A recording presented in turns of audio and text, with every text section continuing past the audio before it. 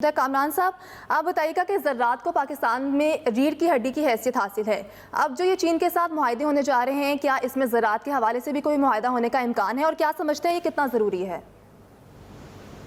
دیکھیں، جو سی پیک ہے انیشلی جب ہم پہلے بھی ذکر کر رہے تھے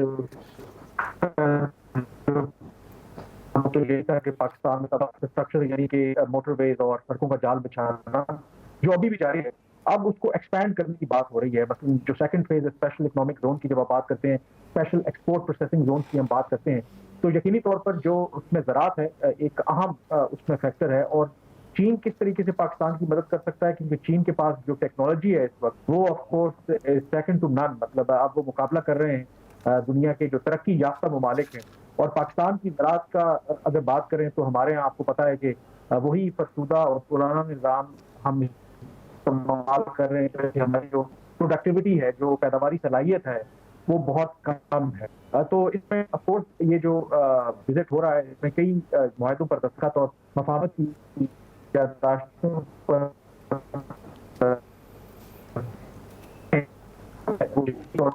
اسپیسیفکلی اس میں کیا چیزیں ہوتی ہیں وہ الگ بات ہے، لیکن آئی تھنک جو کی پاکستان ایڈوانٹیج دے سکتا ہے چین سے، وہ یقینی طور پر ٹیکنالوجی کا استعمال کر کے اپنی بہتر کر سکتا ہے، اپنے لیے فوڈ سیکیورٹی کو انشور کر سکتا ہے۔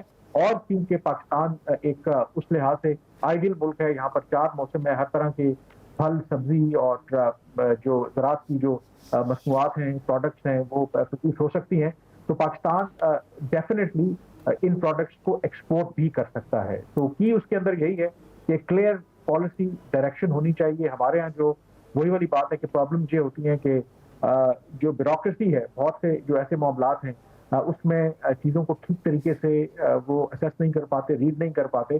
مجھے بالکل اچھی طرح سے یاد ہے کہ جب یہ سی پیک کنسیو کیا گیا تو آف کورس چین چاہتا تھا کہ پاکستان کو انہوں نے ایک آئیڈیا دیا کہ کیسے وہ 6 کوریڈور بنانا چاہتے ہیں اور کنیکٹ کرنا چاہتے ہیں کم از کم جو کوئی 65 ممالک ہیں اور کتنے $1 ٹریلین کی جو اکانومی ہے اس کو آپس میں کنیکٹ کرنا چاہتے ہیں۔ تو آپ بھی کوئی منصوبہ لے کر کے آئیں۔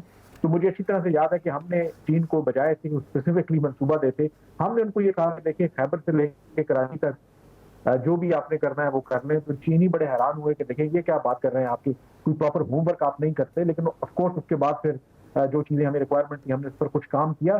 تو اس لیے آئی تھنک ایک ہماری طرف سے جو ایشو ہے نا کہ کلیئر ایک روڈ میپ جو ہے وہ ہمیں بنانا بہت ضروری ہے۔ اور اس میں جو کی فیکٹر ہے کہ جس میں تو اب کسی کو شک نہیں ہے کہ یہ جو 21ویں صدی ہے، کہتے ہیں یہ چین کی صدی ہے، اور چین جس طریقے سے جس رفتار سے ترقی کر رہا ہے، تو چین کے ساتھ جو ہمارے لانگ سٹینڈنگ ریلیشن شپ ہے تو اس کا فائدہ پاکستان کو ہونا چاہیے۔ صرف ایشو اس کے اندر یہ ہے کہ اگر ہم اپنا ہاؤس ان آرڈر کرتے ہیں اور پراپر جو پالیسیز ہیں ان کو لے کر کے آتے ہیں تو ڈیفینیٹلی اس سے پھر پاکستان کا ایڈوانٹیج لے سکتا ہے۔ ٹھیک ہے، سابق سفارتکار اعزاز چودھری صاحب بھی ہمیں جوائن کر چکے ہیں، بہت شکریہ آپ نے ایکسپریس نیوز کے لیے وقت نکالا۔ سب سے پہلے تو آپ سے یہی بات کریں گے، یہی جاننا چاہیں گے کہ چین سرمایہ کاری کر رہا ہے، 4 روزہ دورے پر وزیر اعظم چین اس وقت پاکستان میں موجود ہے، کتنا اہم ہے پاکستان کی معیشت کو، یہ کتنا استحکام دے سکتا ہے؟ دیکھیں، ایک تو اس بات کی خوشی ہوئی کہ پاکستان اتنے عرصے کے بعد ایک اتنی بڑی سطح کی کانفرنس کی میزبانی کر رہا ہے۔ ہم تو بڑے عرصے سے منتظر تھے کہ 1997 کے بعد سے ہم نے ہیڈ آف گورنمنٹ لیول کی کوئی میٹنگ نہیں ہوسٹ کی تھی۔ ہم الجھے رہے گلوبل وار آن ٹیرر اور اس کے بعد داخلی مشکلات میں، لیکن اچھا لگا آج جو مناظر ٹی وی اسکرین پر دیکھے وہ اچھے تھے۔ میرے خیال میں تمام پاکستان کے شہریوں بشمول میرے ہمارا حوصلہ بڑھا کہ ہم بھی ایک مثبت سمت کی طرف جا رہے ہیں۔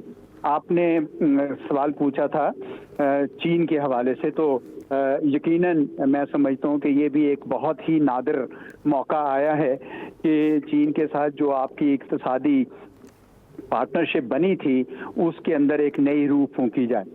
دیکھیں 2013 میں یہی لی کی چیانگ آئے تھے، اس وقت سی پیک کے ابتدائی بات چیت ہوئی اور پھر 2015 میں پریزیڈنٹ شی آئے۔